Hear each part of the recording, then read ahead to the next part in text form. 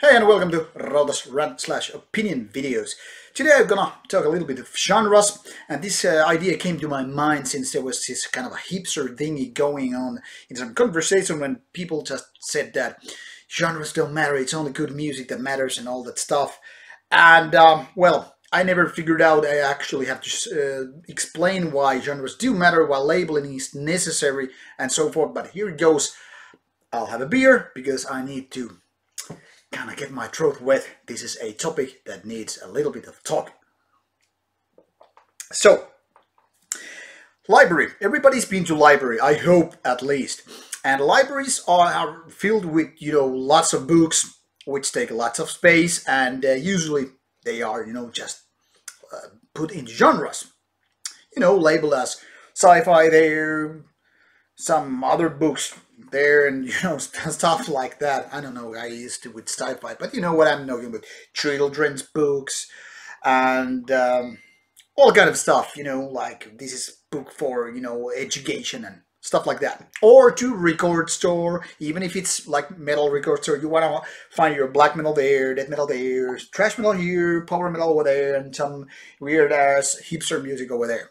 So they are all kind of a necessary tools. But some people just claim, hey, that only good music is that matters. Well, I would like to disagree a little bit, because obviously when you want to go for suggestions, and if you want to do it outside, using genres, or even adjectives, how to kind of describe your music, or book, games, whatever, movies, you usually need a little bit of genres. For example, if you go to your friend's place or to your favorite record store, or who knows, browse stuff online, you actually use keywords. And keywords are not that different from genres. So let's say you are like me, you like extreme metal, and that usually means death metal, black metal, maybe grind, thrash metal, and all that stuff. But you're not so much about power metal. Then a new album comes out from an artist previously unknown to you, and you have to figure it out whether it's a good album or not, whether it's suitable for your tastes. You need some information. But if that information is not available to you, if you only see a band or artist name and the title, that really doesn't help. You maybe start, browsing based on image, the cover image and all that stuff. Maybe find a little bit information about the lyrics and all that stuff. But that doesn't always help. For example, there was a case in, I think in mid or late 90s when I was browsing some new CDs to buy from a local record store, which had decent amount of metal albums and all that stuff. So I had this album which had some pentagrams, upside down crosses and whatnot.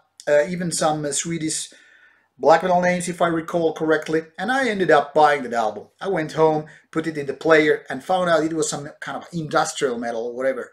So instead of finding a new cool black metal album, I totally went to a different genre, wrong genre in my case, if you will, just because I was paying attention to the logos and symbols and whatnot instead of, like going to the right genre. Obviously, this was not a metal record store, so these kind of mistakes easily happen, but they kind of underline the point I'm trying to make here.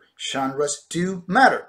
Same applies, books or movies or whatever, like I said. I mean, instead of, just find like artist or author of a book and title or name or whatever, it easily can distract you and give you a wrong kind of impression. Maybe you're looking books for your school thing, I don't know, you're writing a thesis or stuff like that.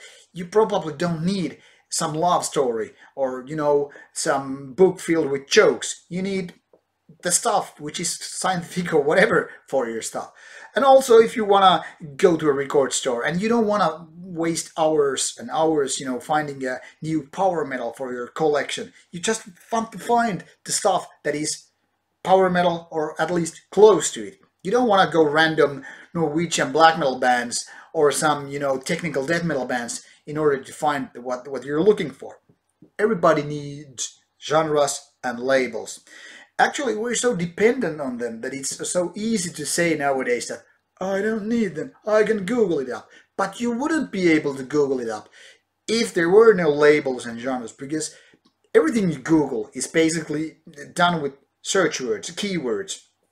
So, for example, if you're looking for like, hey, what is the name of that Norwegian black metal band where the Fenris guy played? Well, you're already using those, keywords and search words. If you remove, like, say, black metal or even Norwegian from that stuff, then it becomes so much harder. And without that, you are kind of genre free, but you're also very ignorant what's going on there. Usually it helps when you just have these kind of like, hey, I like some fast melodic black metal. Then it helps you to search for the stuff you're looking for. If you remove the black metal, which is basically the genre name here, fast melodic metal, it could be Stradivarius, the Finnish power metal. It could be very well, I don't know, some melodic death metal. It could be just, like In Flames, Dark Tranquility, or whatever. It would be totally different than what you're looking for. Also, we could say that these kind of adjectives like fast and melodic, they're kind of like labeling tools, not so different from genres. So if you remove like fast, melodic, black, and you search for metal, what will you have? And we could say metal is also a genre title. It's actually a subgenre of rock music. Well, at least it used to be. So, there's music. What will we do if you have just music? If you need some adjective, you're already trying to go to the labeling side, to using genres. So, whether or not we actually like genres, they are a tool for us. For example, I always put those descriptions in the Rauta videos, so I try to help you that you don't have to waste your time if you're looking for some particular, or if you're watching a review, you instantaneously know that, hey, this is not my cup of tea. I'm not going to waste my time listening to this bald guy talk about thrash metal for 5 minutes because I'm not into thrash metal. And vice versa. For example, if you're keen looking for new black metal and you come to Rauta channel and you want to find some black metal, you can just use black metal words. Google, YouTube, every search function on the internet is using these tool words, which are just basically the genres.